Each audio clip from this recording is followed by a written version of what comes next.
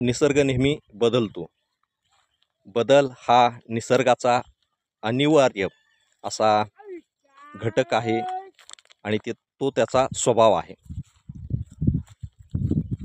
परंतु माणूस बऱ्याचदा काही गोष्टीमध्ये बदल स्वीकारित नाही आणि तो बदलायला तयार होत नाही आणि त्यामुळं त्याचं जे प्रगती असते, त्याचं जे पुढील भविष्य असतं, त्याच्यामध्ये तेवढ्या वेगानं परिवर्तन होत नाही, तेवढ्या वेगानं त्याच्यामध्ये सुधारणा होत नाही. आणि म्हणून काही गोष्टी या बदलल्याच पाहिजेत. जसं आपण आपल्या घरामधील जुनं सामान हे काही वेळानंतर तुटफूट झाल्यानंतर आपण ते बदलतो आणि त्या ठिकाणी नवीन सामान आणतो, नवीन गोष्टी करतो.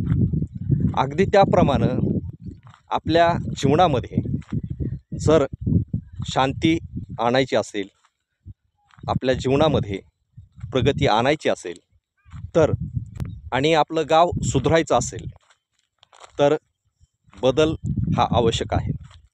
आणि म्हणून आपल्या गावाचे कर्ते धर्ते, आपल्या गावचे, आपल्या परिसरातले, आपल्या तालुक्यातले नेते हे दर पंचवार्षिकला बदललेच पाहिजेत. ते किती जरी चांगले असले, किती जरी आपल्याला त्यांच्याविषयी सहानुभूती असली तरी बदल हा अत्यावश्यक असतो. त्याचं कारण असं आहे, कारण येणारी पिढी, येणारे जनरेशन ह्यांना आपण दाबलं नाही पाहिजे. कारण त्यांना जर दाबलं तर आपली प्रगती होणार नाही आणि आपल्याला शांतता मिळणार नाही, आपल्या जीवनामध्ये आमूलाग्र असा बदल होणार नाही.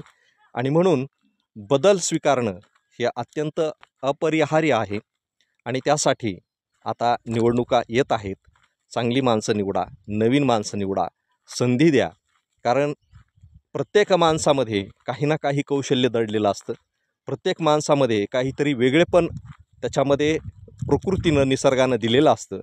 त्या वेगळेपणाचा उपयोग आपल्या गावासाठी, आपल्या तालुक्यासाठी आणि एकूणच आपल्या संपूर्ण समाज जीवनासाठी अत्यावश्यक असतं.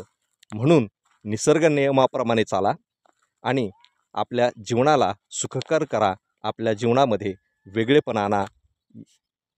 एवढंच. धन्यवाद.